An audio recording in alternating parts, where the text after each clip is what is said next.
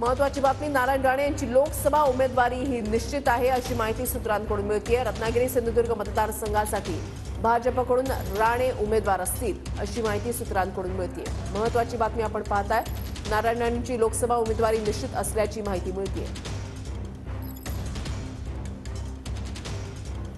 महेश सावंत आमचे प्रतिनिधी आमच्या सोबत आहेत, अधिक माहिती त्यांच्याकडून जाणून घेणार आहोत। महेश, काय माहिती मिळते? खुशाली, खरं तर रत्नागिरी आणि सिंधुदुर्गमधून भाजपचा उमेदवार कोण असेल यावर अनेक चर्चा रंगल्या होत्या, अनेक दावे प्रतिदावे झाले होते। मात्र या अशा वेळेला ज्येष्ठांकडून, जे भाजपचे ज्येष्ठ आहेत त्याच्याकडून नारायण राणेंचं नाव निश्चित झाल्याची खात्रीलायक बातमी आहे। त्यासाठी भाजपचे एक ज्येष्ठ नेते आहेत, जे मंत्री आहेत, ते या संदर्भात राणे सरांशी बोलणी करतायत। बोलणीची फेरी झाली आहे आणि या सर्वांमध्ये मात्र नारायण राणे हे भाजपचे उमेदवार असणार याची निश्चिती झाल्याची खास माहिती आपल्याला प्राप्त झालेली आहे।